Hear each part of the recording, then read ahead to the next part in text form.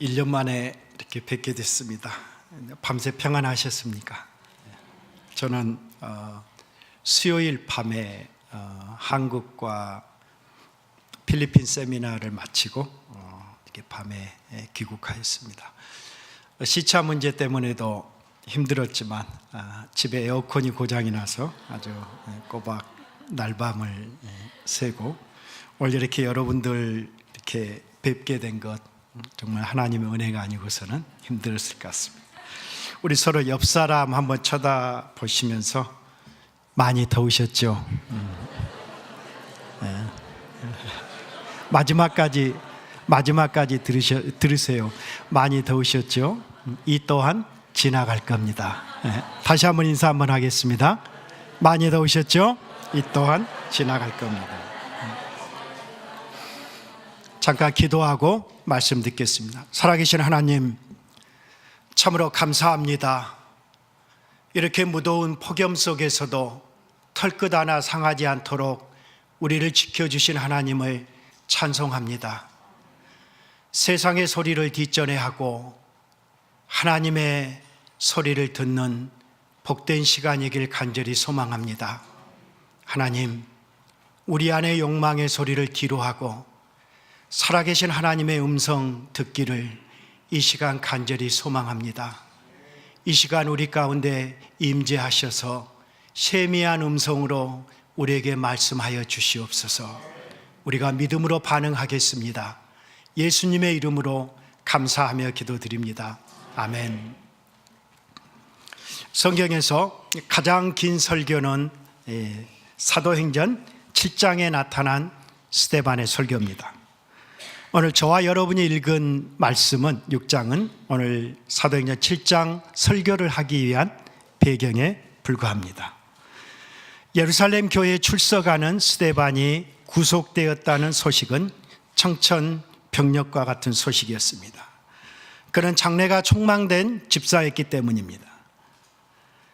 제목은 성실한 그가 율법과 성전을 모독했다는 것이었습니다. 사악한 종교 지도자들은 하나님의 교회를 세우기는커녕 하나님의 교회를 말살하기 위해서 순진한 백성들을 매수하였습니다. 그리고 그들을 충동하였습니다. 그리고 거짓 증인을 세워 스데반을 살해하기 위한 모의를 꾸몄습니다. 예나 지금이나 기독교와 유대교의 차이는 복잡하지 않고 명료합니다. 율법과 성전에 대한 극명한 차이가 오늘 두 종교의 차이를 드러내고 있습니다. 많은 그리스도인들이 유대교와 기독교를 사천 정도로 생각하고 있는데요, 그것은 굉장한 오해입니다. 이제 스데반의 증언을 통해서 유대인이 어떻게 율법을 왜곡하고 성전을 모독했는지 살펴보고 저와 여러분의 삶에 적용하는 복된 시간이 되길 바랍니다. 오늘 7장 1절 말씀을 보도록 하겠습니다. 대제사장이 이르되 이것이 사실이냐? 오늘 대제사장 이 재판장이 스데반에게 묻는 이것은 6장 13절과 14절에 나타난 말씀일 것입니다. 오늘 이렇게 스데반을 모함하고 있죠. 이 사람이 이 거룩한 것과 율법을 거슬러 말하고 있다고 말합니다. 그리고 나사렛 예수가 이것을 헐고 또 모세가 우리에게 전하여 준 규례를 고치겠다 하는 것이 사실이냐라고 묻고 있습니다. 추상 같은 재판장의 이 물음은 단순히 스데반의 생사의 문제만은 아닐 것입니다. 오히려 기독교의 존폐가 달린 문제일 것입니다. 스데반은 서서히 자신의 입을 열어서 구약에 기록된 말씀으로 자기 자신을 변호하기 시작합니다. 사랑하는 여러분, 어느 시대를 막론하고 하나님의 말씀에 비추어서 저와 여러분의 삶을 해석할 수 있기를 바랍니다. 내가 성경을 해석하는 것이 아니라, 저와 여러분이 성경을 해석하는 것이 아니라, 성경이 살아계신 하나님의 말씀이 우리들의 삶을 해석할 수 있기를 바랍니다. 그래서 하나님께서 우리에게 하시는 말씀이 바로 우리들의 삶의 현장 속에서 하나님의 인도로 들려질 수 있기를 바랍니다. 오늘 스데반은 이스라엘 역사를 간추려서 자신을 변호하기 시작합니다. 오늘 7장에 나타난 스데반의 변호 속에는 바로 단순히 네 사람의 이야기를 통해서 변호하고 있습니다. 첫째는 아브라함입니다. 둘째는 요셉입니다. 셋째는 모세고 넷째는 다윗과 솔로몬입니다. 우리는 이 7장의 말씀을 읽을 때 단순히 이스라엘 역사를 기술하고 있다라고 읽게 되면 우리는 중요한 것을 놓치는 것입니다. 우리는 굉장히 쉬운 말씀이지만 바로 스데반이 율법과 성전을 모독하지 않았다는 자기 자신에 대한 변호의 말씀으로 오늘 아브라함과 요셉과 모세와 솔로몬을 기록하고 있기 때문에 우리는 단순히 이스라엘 역사로서의 네 사람의 이야기가 아니라 오늘 율법과 성전에 대한 기독교의 핵심적인 복음에 대한 그런 스데반의 변론이라는 사실을 우리는 기억에 두고 그 주제에 맞추어서 오늘 사도행전 7장을 해석할 수 있기를 바랍니다. 한마디로 그는 고도의 신학적 내용을 닮아서 이스라엘 역사를 기술합니다. 율법은 하나님의 언약으로서의 율법입니다. 하나님의 임재의 상징으로서의 성전이라는 것을 오늘 스데반은 변호하고 있습니다. 율법은 사람들을 올가매는 문자가 아닌 것입니다. 그리스도에 대한 하나님의 신실한 약속으로서의 복음으로서의 율법을 얘기하고 있습니다.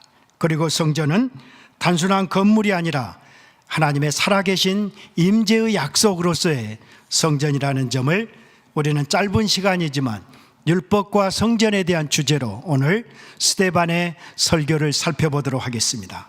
먼저 아브라함의 이야기를 보도록 하겠습니다. 굉장히 흥미있는 사실을 우리는 발견하게 될 것입니다. 2절 말씀을 보면은요, 제가 읽도록 하겠습니다. 스데반이 이르되 여러분 부형들이여 들으소서.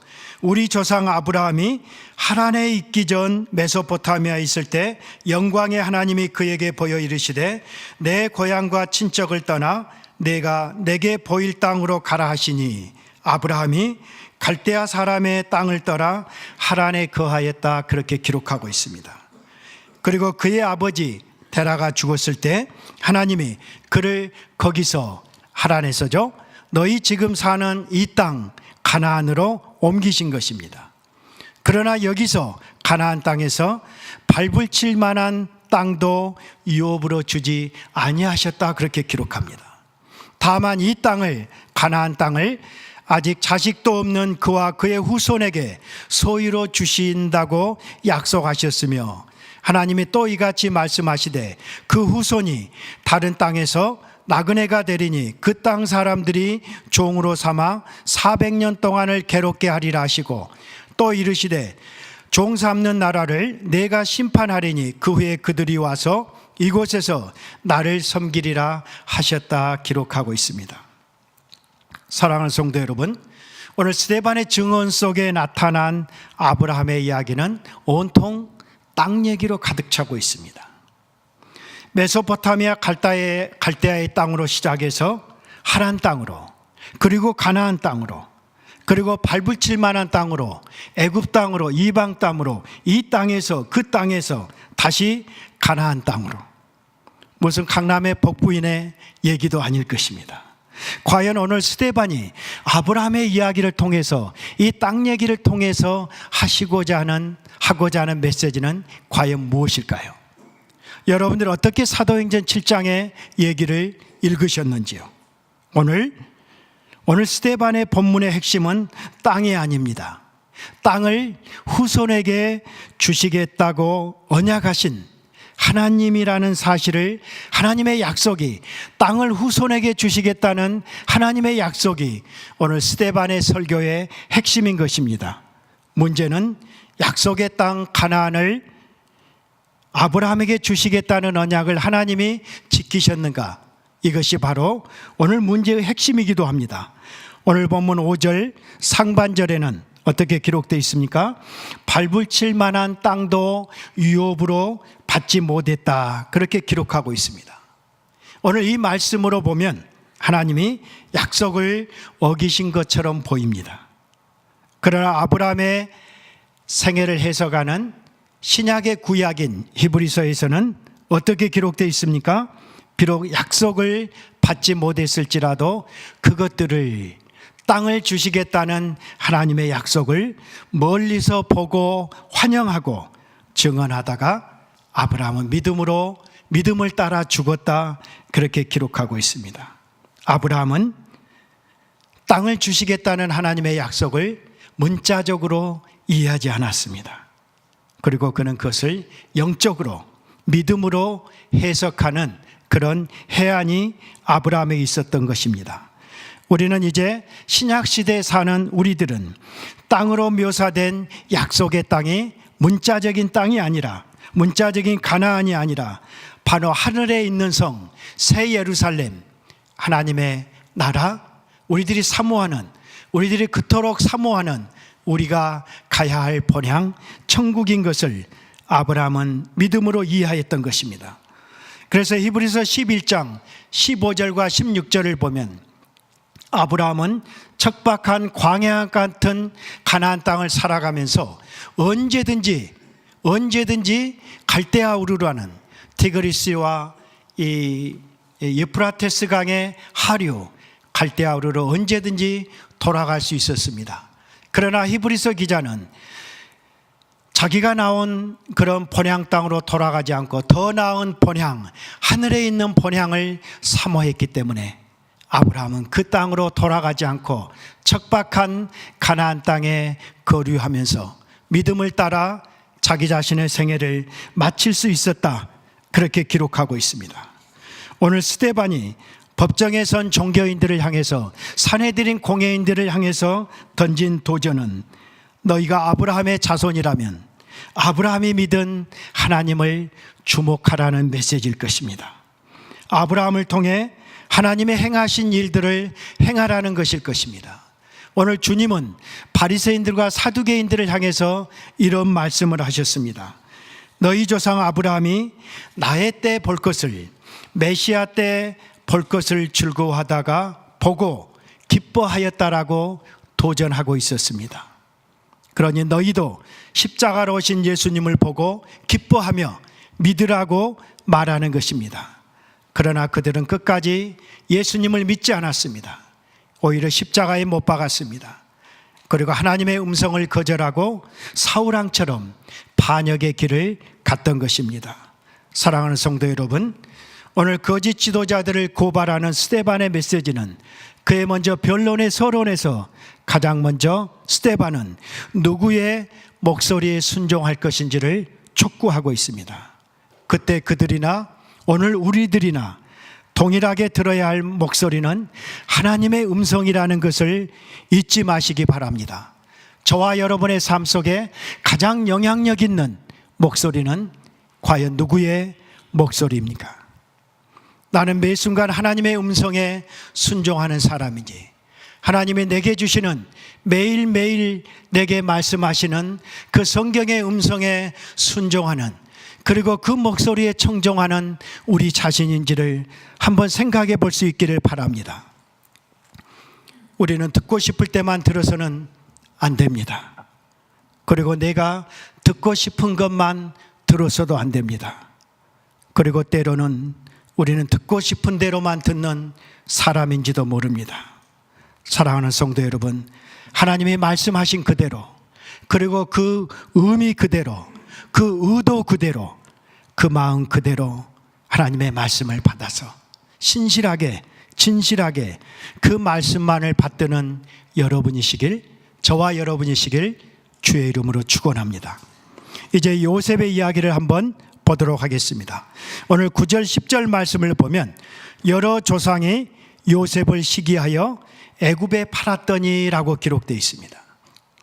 그런데 하나님은 요셉과 함께 계셔서 그 모든 환난에서 건져내사 애굽 왕 바로 앞에서 은총과 지혜를 주심에 바로가 그를 애굽과 자기 온 집의 통치자로 세웠다, 그렇게 기록되어 있습니다. 여기서 스데반은 요셉의 형제들의 불의와 요셉의 의로움을 대조하고 있습니다. 비록 형들이 요셉을 시기하여 팔았을지라도 하나님은 그를 모든 환난에서 건져내셨습니다. 그리고 그에게 은총과 지혜를 주셨습니다. 그리고 그와 함께 계셔서 마침내 애굽의 통치자로 세우셨다는 이야기입니다. 오늘 스데반은 요셉의 이야기를 빗대어서 아무 이유 없이 구속당한 무고한 자신을 항변하고 있는 것입니다. 요셉이 주는 교훈은 무엇입니까? 비록 의인이 고난을 받고 이 세상에 미움을 받는다 할지라도 하나님의 은혜는 여전히 변함없이 하나님의 백성들을, 자기 백성들을 지키시고 보존하신다는 그런 스데반의 메시지일 것입니다. 사랑하는 성도 여러분, 우리들의 삶의 현장 속에서 우리는 복음 때문에 어려움을 겪을 수 있습니다.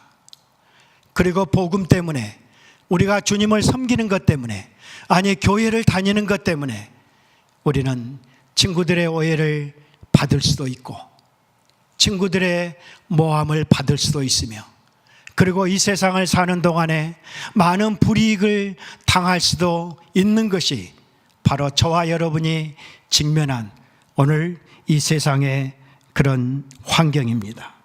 사랑하는 여러분, 비록 무고한 요셉이 팔려가고 미움을 받았을지라도 하나님은 언제나 신실하게 그와 함께 동행했습니다. 오늘 스데반의 삶의 환경 속에서도 하나님은 끝까지 그와 동행하실 그 하나님을 스데반은 바라보면서 바로 사내들인 추상과 같은 법정을 향해서 도전하고 있습니다.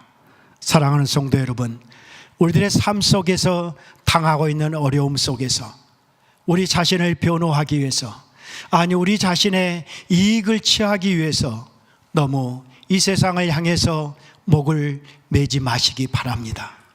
주님이 저와 여러분들의 환경을 아시고 우리들의 사정을 아시고, 그리고 때가 되면 주께서 거두게 하시고 주께서 형통케 하실 것이기 때문에 우리는 신실하게 믿음으로 이 땅을 살아가는 저와 여러분들이기를 바랍니다. 세 번째로는 모세편을 보도록 하겠습니다. 오늘 20절 말씀을 보면, 그때 모세가 났는데 하나님 보시기에 아름다운지라 그의 아버지 집에서 석 달 동안 길리더니 버려진 후에 바로의 딸이 그를 데려다가 자기 아들로 기름해 모세가 애굽 사람의 모든 지혜를 배워 그의 말과 하는 일들이 능하더라, 그렇게 기록되어 있습니다. 모세는 120생애를 살았습니다. 오늘 스데반은 40, 80, 120까지 세 번에 걸친 40생애로 그를 기술하고 있습니다. 여러분들이 잘 아시다시피 모세의 첫 번째 40은 바로의 왕궁 시절이었습니다. 그는 굉장히 호화로운, 그리고 아주 편안한 환경 속에서 애굽 사람의 모든 지혜와 언어를 익혔던 그런 시절이었습니다. 그러나 모세가 40이 되었을 때 그는 미디안 광야로 쫓겨나는 그런 두 번째의 40을 맞이하게 됩니다.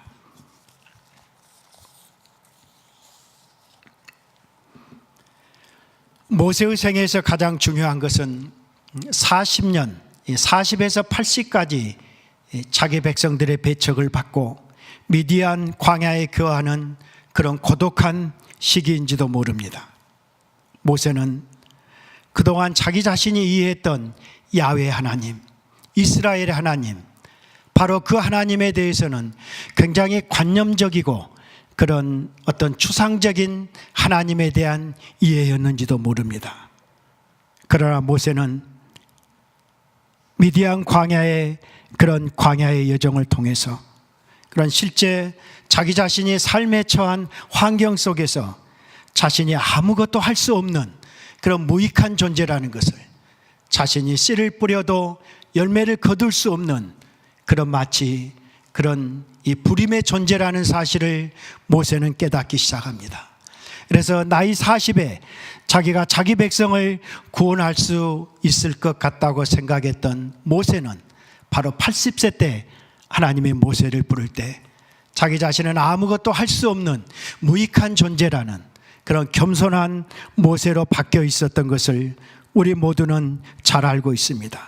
그런 무에서 유를 창조하실 수 있는 하나님, 그리고 바로 자기 자신이 불임의 땅과 같은 그런 광야와 같은 존재라는 사실을 비로소 깨달았을 때 하나님은 35절에 너를 관리와 재판장으로 삼았느냐고 거절했던 그 이스라엘 백성들이 생각했던 그 모세를 마침내 하나님은 관리와 속량하는 자로 세우는 그런 놀라운 역사가 바로 모세의 생애 속에 있었습니다.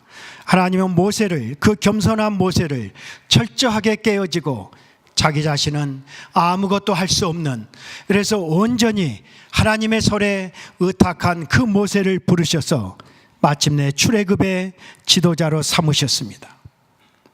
오늘 모세율법의 1차적인 기능은 어떤 측면에서 우리들 자신의 죄를 깨닫게 하도록 하기 위한 그런 율법의 기능이 모세를 통해서 주신 율법의 말씀인 것입니다.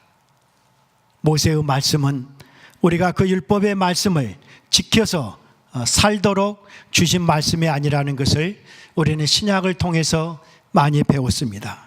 그리고 더 나아가서 나와 같은 선지자를 세울 것이라는, 나와 같은 선지자, 바로 메시아 그리스도가 오시면 바로 그의 말씀을 들으면 살고 그의 말씀을 거절하면 죽을 것이라는 그런 그분께로 인도하는 몽학 선생의 역할이 바로 모세를 통해서 하나님이 이스라엘 백성에게 주셨던 역할이었던 것입니다.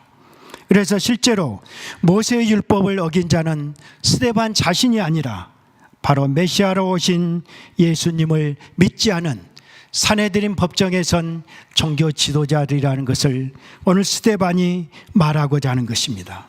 옛 언약은 결국에 아브라함과 다윗을 통해서 예수 그리스도를 가리키고 있기 때문에 바로 모세가 가리켰던, 지향했던 그 그리스도를 믿지 않는 바로 그들이 하나님의 율법을 어긴 자다, 이것을 간접적으로 오늘 스데반은 증언하고 있는 것입니다.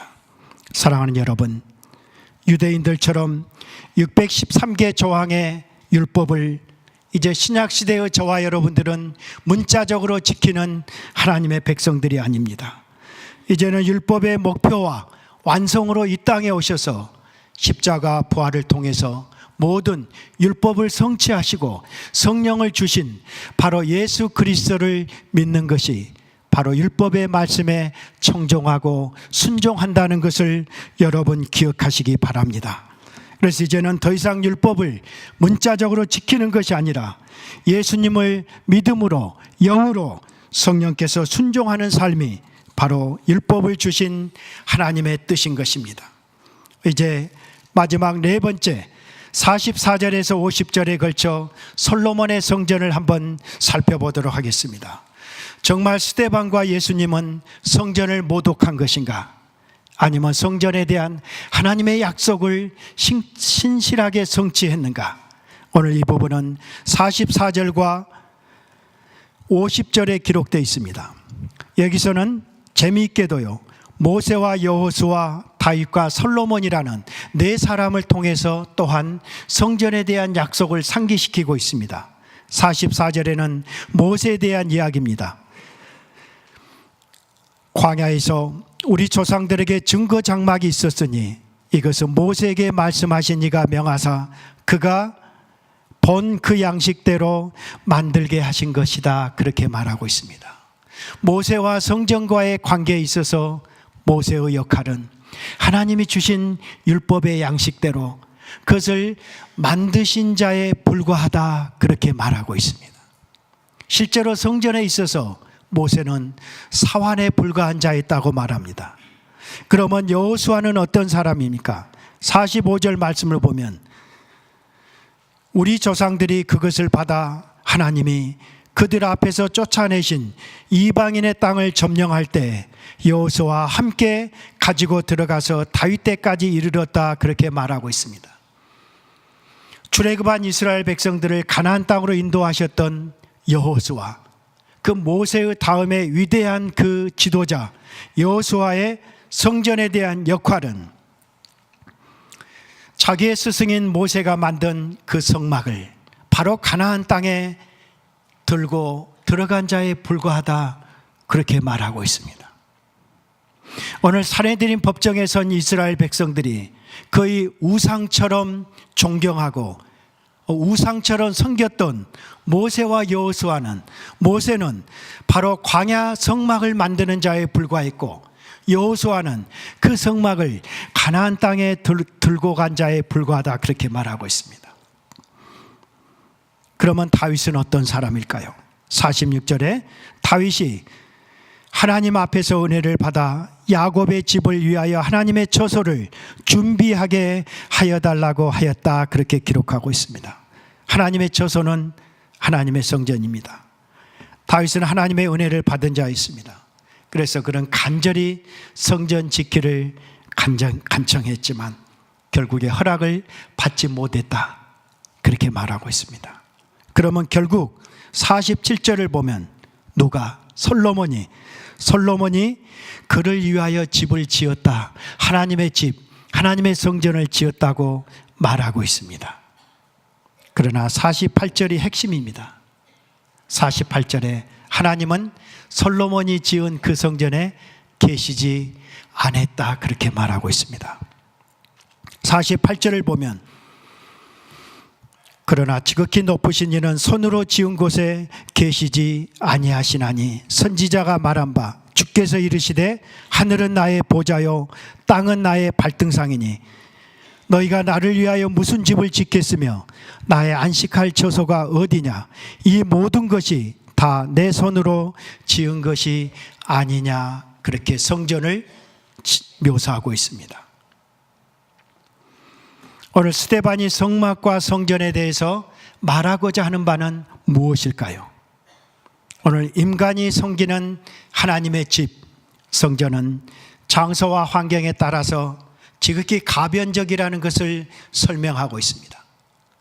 광야에 살았던 광야의 모세와 여호수아는 움직이는 성막으로 하나님은 임재하셨습니다. 그러나 가나안 땅에 들어가서는 고정된 성전으로 하나님은 임재하셨습니다. 그러나 지상의 성전과는 달리 하나님은 가변적이고 유한한 공간에 갇힐 수 없는 분이셨습니다. 그분은 무소부재하신 분이십니다. 그분은 어느 곳에나 계시신 분입니다. 그리고 그분은 무한하신 분입니다. 그분은 공간에 매이지 않는 분이십니다. 그리고 그분은 영존하신 분입니다. 시간에 매이지 않으십니다. 그리고 그분은 언제나 변함이 없으십니다. 오늘 과연 스데반이 그렇게 이스라엘 백성들이 우상시한 성전에 하나님의 율법을 순종하지 않으면서도 그 성전에 예배하고 성전에 제사를 지내는 그 한 가지 사실만으로 그들이 하나님의 백성이라고 우기고 있는 그들을 향해서 진정으로 하나님의 율법에 순종하지 않고 하나님의 법에 순종하지 않을 때 그들이 지은 하나님이 약속하신 그곳에 임재하시겠다고 약속하신 그 성전에 하나님은 계시지 않는다는 것을 오늘 스데반은 말하고자 하는 것입니다. 하나님은 모든 이 땅이 하늘이 하나님의 보좌요 땅이 하나님의 발등상이기 때문에 진정으로 하나님의 말씀에 순종하고 하나님의 법도를 따라가는 자기 백성과 함께 하시는 하나님이신 것이지, 그리고 하나님은 영이시기 때문에 자기 백성 가운데 임재하시는 그 하나님을 가시적으로 보여주기 위한 사건으로 예루살렘 성전을 지으라고 했던 것이지, 하나님의 말씀에 순종하지 않을 때는 하나님은 결단코 그곳에 계시지 않는다는 것을 오늘 스데반은 이스라엘 종교 지도자들에게 도전하고 있는 것입니다. 사랑하는 성도 여러분, 만약 모세의 율법과 솔로몬의 성전이 완전한 것이었다고 한다면 모세와 같은 선지자, 예수 그리스도가 참된 성전으로 이곳에 오실 필요가 없으셨을 것입니다. 하나님은 왜 율법을 통해서 성전을 주셨을까요? 언제든지 이스라엘 백성들이, 하나님의 백성들이 범죄했을 때 자기 자신의 죄를 씻고 언제든지 하나님과의 관계를, 교제를 회복하기 위한 수단으로, 한시적인 방편으로 성전을 주셨던 것입니다. 그래서 구약의 성전은 신약의 십자가의 예표와 상징으로 주신 것에 불과하기 때문에 이제는 궁극적으로 하나님의 어린 양이신 바로 예수 그리스도께서 단번에 영원한 속죄 제사를 드리셨던 그 십자가가 이제는 저와 여러분들의 과거적인 사건으로 임재하였기 때문에 오직 십자가를 통해서 예수 그리스도 안에서 믿음으로 성령을 모시고 하나님 앞에 사는 자들, 바로 그 사는 영역이 성전이라고 오늘 스데반은 말하고 있는 것입니다. 원래부터 성전은 하나님의 임재와 영광을 가시적으로 말하고자 하는, 예표하는 상징체에 불과했던 것입니다. 그래서 이제는 임마누엘의 하나님으로 우리들의 삶 가운데 오셔서 성령으로 내주하신 바로 그분의 영광스러운 임재가, 바로 그분의 임재와 영광을 찬송하는 교회가 바로 저와 여러분들이 성전이라는 것을 오늘 스데반은 말하고 있는 것입니다. 이제 스데반의 설교에 대한 백성들의 반응을 한번 보도록 하겠습니다. 54절 말씀을 보겠습니다. 그들이 이 말을 듣고 마음에 찔려 그를 향하여 이를 갈았다라고 기록하고 있습니다. 그리고 그들은 큰 소리를 지르며 길을 막고 일제히 그에게 달려들었습니다. 어쩌면 그들은 득달같이 스데반에게 달려들었을지 모릅니다. 그리고 58절에 성 밖으로 내치고 돌로 쳐서 마침내 스데반은 죽임을 당하는 그런 환경에 직면했습니다. 바로 사악한 이스라엘 백성들을 향한 스데반의 반응은 59절에 나타나 있습니다. 그들이 돌로 스데반을 치니 스데반이 부르짖어 이르짖되 주 예수여 내 영혼을 받으시옵소서 하고 무릎을 꿇고 크게 불러 이르되 주여 이 죄를 그들에게 돌리지 마옵소서. 이 말을 하고 자니라 그렇게 기록되어 있습니다. 이렇게 의인 스데반은 죽었습니다.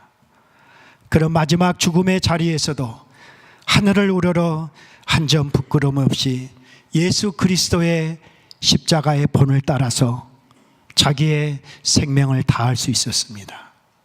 그런 순교를 통해 주님께 대한 자기 자신의 사랑의 진정성을 증명할 수 있었습니다.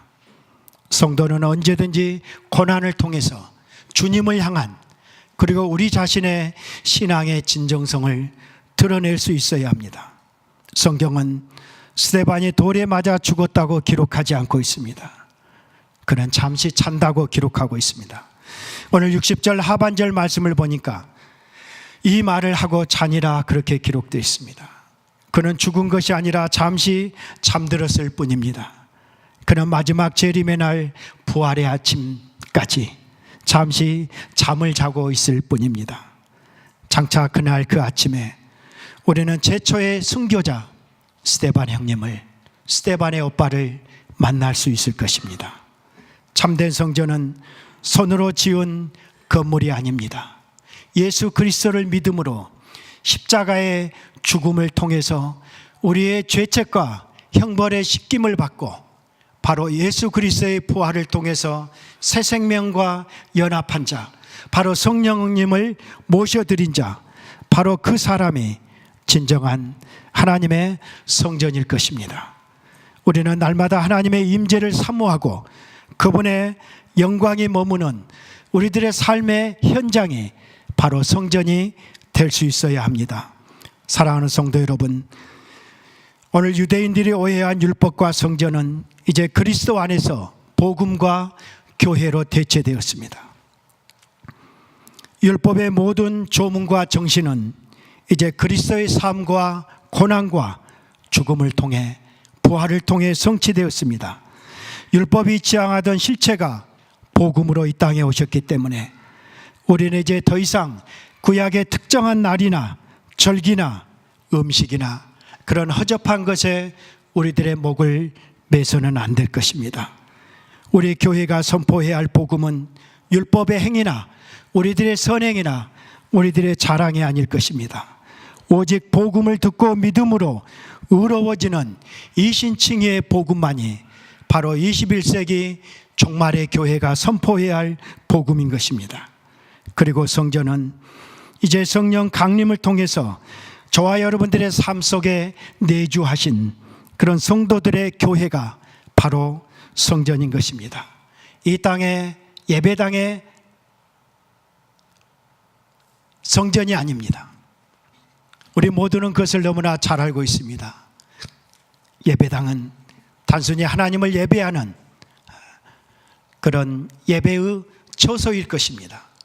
그리고 성전은 성령님을 모셔드린 성도들, 이 세상으로 구별된 저와 여러분이 진정한 성전인 측면에서 우리들이 어디를 가든지 간에 바로 우리가 머무는 그곳이 하나님의 임재와 하나님의 영광을 기억하고 찬송하는 그곳이 바로 성전인 것입니다. 사랑하는 성도 여러분, 그래서 이제는 그리스도 예수 안에 있는 자는 누구든지 정죄함을 받을 수 없습니다. 우리의 모든 죄를 탕감해 주시고 도말해 주셨기 때문입니다. 심지어는 미래의 죄까지도 도말하는 능력이 십자가와 부활의 능력에 있기 때문에 우리는 어떠한 환경 속에서도 우리를 참소하고 우리를 속이고 우리들 자신의 연약함을 향해서 정죄하는 그 사탄의 음성에 맞설 수 있어야 할 것입니다. 오늘 또 우리들의 죄를 대속하기 위해서 십자가로 오셔서 고통받으시고 우리를 살리시기 위해서 다시 부활하신 그리스도의 영으로 충만한 저와 여러분들이 있기를 바랍니다.